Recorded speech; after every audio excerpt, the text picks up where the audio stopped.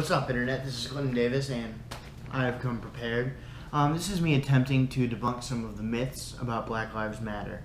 Now, if you hear a lot of people arguing about police brutality, a lot of times they say things like they should have just complied.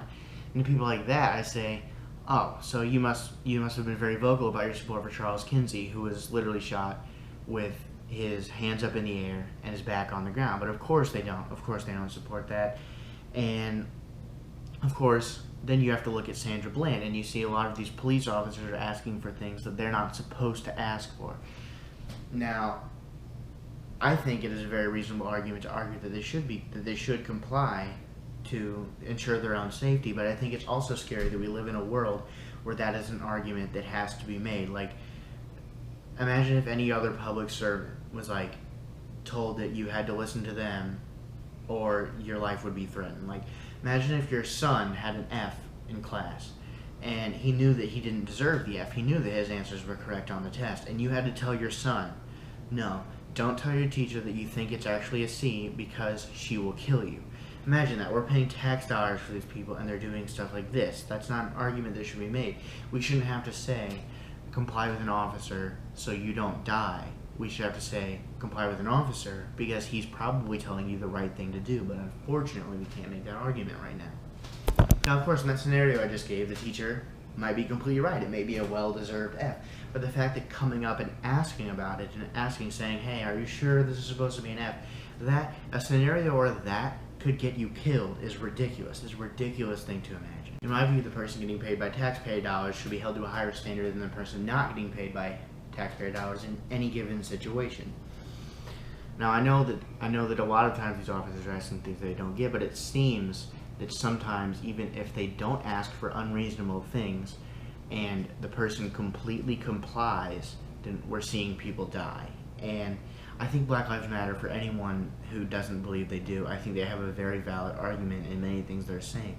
And you can disagree with the way that it's carried out, and although I would argue that that is a minority within the group, but you can argue about the way that it's carried out, but you cannot, I don't see how anyone can see if they don't have an argument when you have these cases coming out.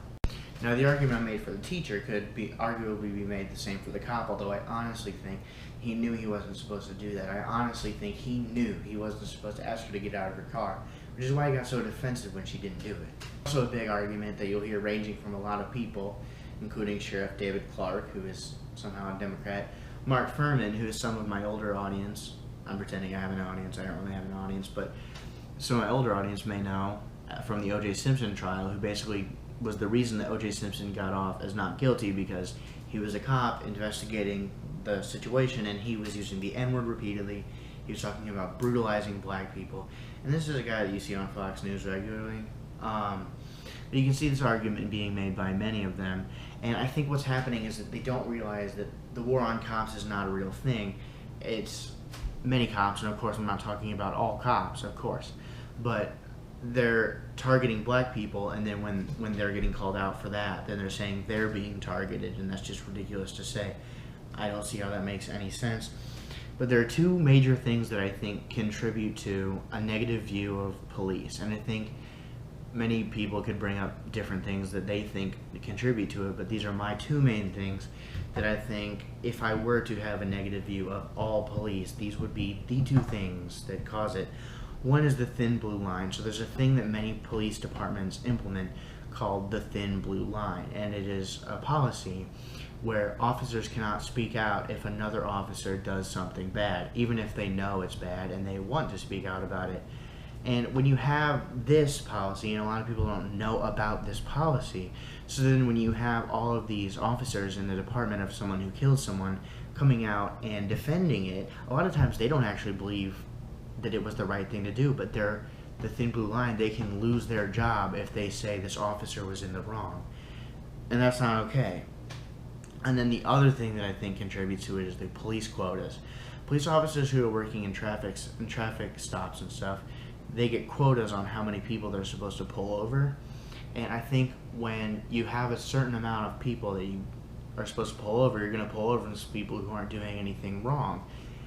But subconsciously, because we all have, I would argue that racism is taught and not born into, but it is taught. It is taught not just by it may not be your parents. You might have perfectly tolerant parents. You might have great teachers, but there is someone in your life who is teaching you to this almost always. And so when we have these implicit biases and you have a quota of how many people you need to pull over in a day, with these implicit biases, you're going to pull over more black people, and you don't realize that that's racism, but that's what you're doing. And last but not least, the argument that's always used as a rebuttal and never as a general statement is all lives matter. Now, if you truly believe that all lives matter, then you should be frustrated by these killings too, because all lives matter, right? Every single one, no exceptions.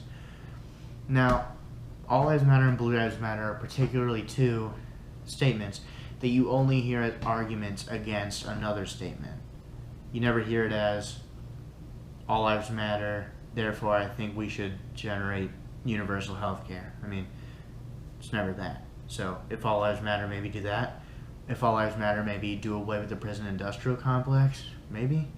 If all lives matter, maybe stop animal cruelty, because those are lives too. I mean, really, if you want to say all lives matter, you have to back it up and support some policy and stuff that shows that you truly believe that all lives matter. So that's actually where I'm going to end today's video. I don't know what my posting schedule is going to be like for the weeks coming, but if this video does get a decent amount of views, I can come up with something.